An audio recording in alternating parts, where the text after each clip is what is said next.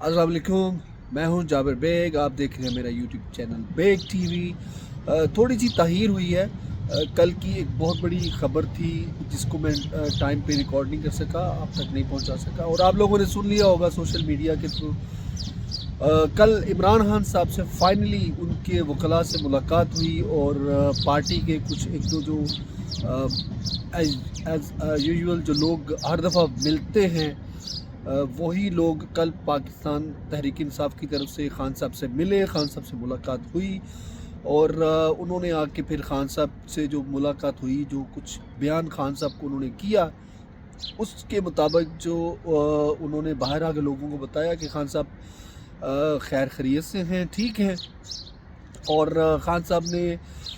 जो इस्लामाबाद के अंदर जो कत्ल व गारत हुई है उस पे अफसोस का इजहार किया है।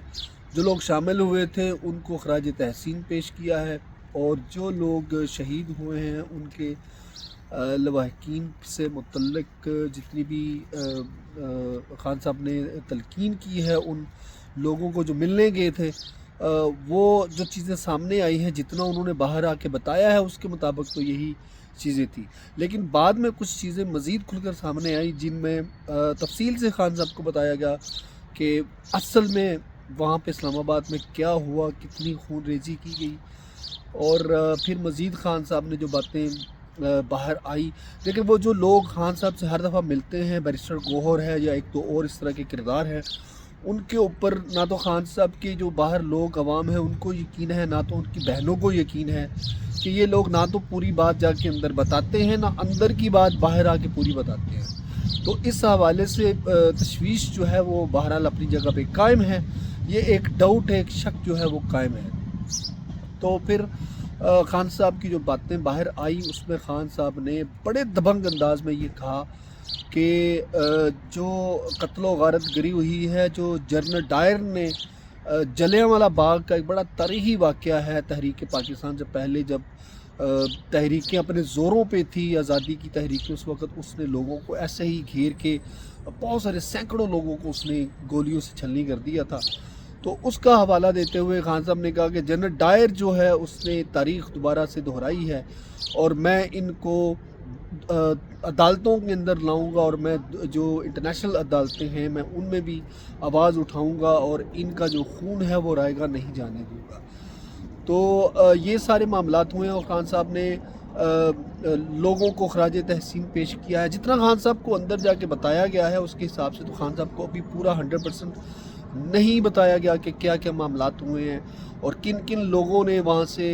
राह फरार हासिल की और कौन लोग थे जो घरों में बैठे रहे पीटीआई की तरफ से, लेकिन वो भी क्रेडिट लेने के लिए पहुँच जाते हैं वहाँ पे। तो ये सूरत हाल कल की थी जो खान साहब ने बिल्कुल खुल के दबंग अंदाज में कहा कि ना मैं बिकूंगा, ना मैं डरूंगा, जितना जुल्म और फस्तायत मेरे साथ जेल में करनी है कर लो, लेकिन मैं इन लोगों को कटहरे में लेकर आऊँगा। फिर उन्होंने अदालतों से रिक्वेस्ट की, चीफ जस्टिस से बिलखुसूस उन्होंने रिक्वेस्ट की है कि